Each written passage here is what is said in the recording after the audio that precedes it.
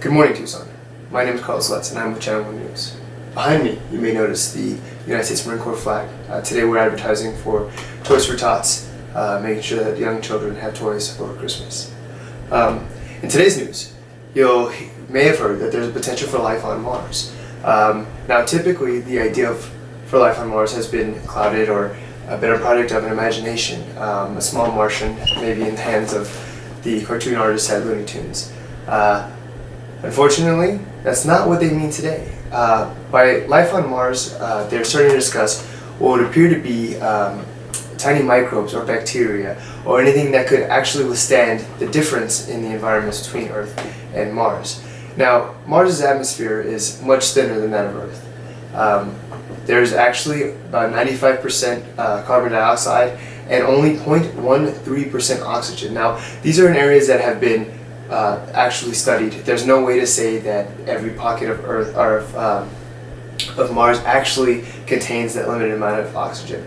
But it is said that Earth itself had been developed under the same anaerobic conditions, not necessarily identical, but with the similar lack of oxygen.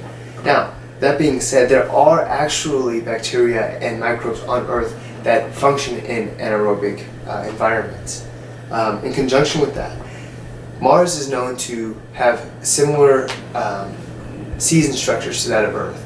Now, they last twice as long, and the weather patterns are slightly different because of the limited atmosphere and its inability to keep temperature at a moderate rate since the atmosphere is so thin. Unlike Earth, it doesn't have the ozone that keeps radiation within a certain area, but it does have ice cap poles, very similar to those here on Earth. In fact, recently here on Earth, a study from scientists over at LSU as of 2013 found that they were able to find living microbes in depth of ice. In fact, right off of Western China, they found they were able to revive bacteria that had lasted in ice that was up to 750,000 years old. Today at Louisiana State University, they're currently maintaining thousands of strands of microbes. This is amazing because all of the studies that have been done on Mars haven't been in the way they've been performed on Earth.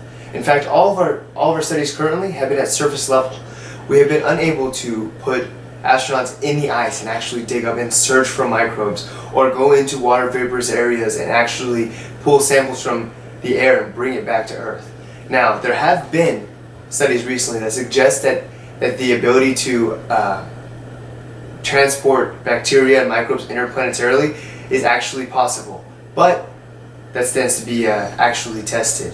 Now, if we were to be looking for microbes on Mars, some of the things that we might be looking for that have existed on Earth that have a very high potential living on Mars would be things like endoevaporates. Now, endoevaporates can survive off of very, very low water. All they require are organic carbon and have very good protection from UV rays that they would be exposed to on Mars. Similarly, we'd be looking for endoliths. Endoliths have the same tendency to be protected from UV rays because they live in porous or translucent rocks. Again, low requirement for water. In fact, these oftentimes can survive off of 75% humidity rather than water itself, which I understand is a state, but interestingly enough, it comes in the air. That's beneficial on Mars because as we mentioned, there's only two forms of water on Mars that we've discovered, and that's the ice caps and the actual water vapor in the air, which stands at about 0.03% of Mars' atmosphere, which is pretty thick. Again, these both require low dinitrogen levels, and that's perfect for Mars because Mars' atmosphere at the surface level contains about 2.7% dinitrogen. Again, that's not to say that every part of Mars is like that, but based on what we've studied, there are a multitude of possibilities when it comes to life on Mars. What does this mean for us? Well, not much yet, but it could be very interesting to see where this potential for life on Mars leads us in the future and what it means for science. Thank you. My name is Carlos Lutz, checking you out at Channel 1 News.